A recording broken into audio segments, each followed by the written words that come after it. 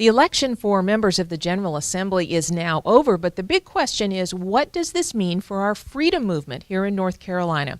Welcome to Locker Room Talk, everyone. I'm Donna Martinez, joined here by my John Locke Foundation colleague, Becki Gray. So, Becki, going into the election, we know that we had many fiscal reformers who were serving the state, many of them helping move forward on tax reform, regulatory reform, all of those advances we've seen over the past several years.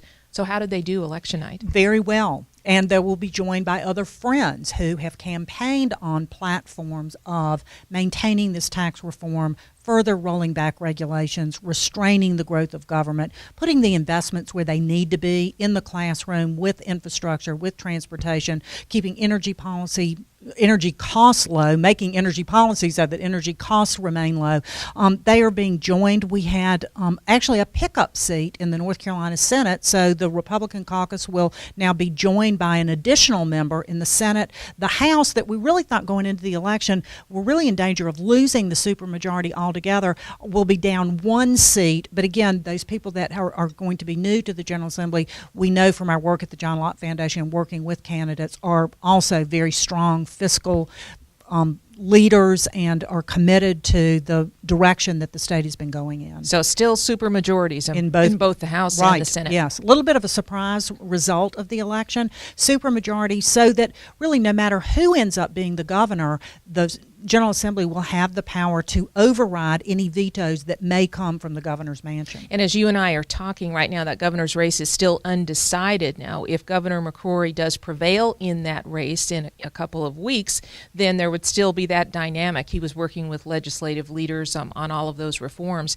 If Roy Cooper prevails and becomes the next governor, then what does that do to the relationship? How will a Republican majority in the General Assembly work with a Democratic governor? Well, I think the better question is, how is a Democratic governor going to work with supermajorities and proven policy makers in the General Assembly? You know, this election tells me that North Carolina voters like what the General Assembly's been doing. It's going to be a tough row for Roy Cooper if he comes in as governor and begins to talk about increases in taxes, if he begins to talk about, different kind of policy, big economic incentive packages for out-of-state corporations, if he talks about, again, growing government, he's going to have a really tough time getting that through this General Assembly. Now, it's interesting you'd mentioned those things because that dovetails right into the John Locke Foundation's 2017 action plan for the legislature. Give us a general sense of some of the big issues. You mentioned a little bit more tax reform, wanting to make sure people keep more of what they earn and kind of pull back some of those barriers to earning a living. Exactly. Some of the things we're going to be looking at, I guess, first of all, our main message is going to be keep doing exactly what you've been doing. The economy's turning around. They're on the right track. Additional suggestions that we have, Donna, would be pulling back the capital gains tax, which is really a double taxation on investment. Right. Again, get money into the market, let people keep more of their money.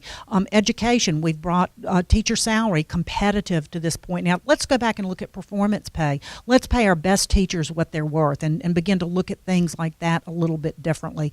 Occupational licensing, roll back those regulations on being able to pursue the job of your dreams, what you want to do. Instill that right to earn a living in North Carolina and continue to make those investments in criminal justice, in infrastructure, in education, making sure that parents and families have lots of opportunities, but also that our traditional public schools are the best that they can possibly be. You're raring to go, aren't you? I'm raring to go.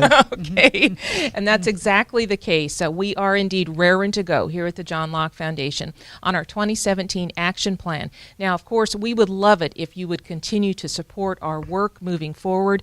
Becki and her team over at the legislature working on advancing freedom and free markets and liberty here in North Carolina. If you'd like to make a tax-deductible donation, you can do it very easily in two ways. First, you could simply click the box that appeared in your email that you received from us and this video, or 24/7, you can go to johnlocke.org, make your secure donation right there. We would greatly appreciate it.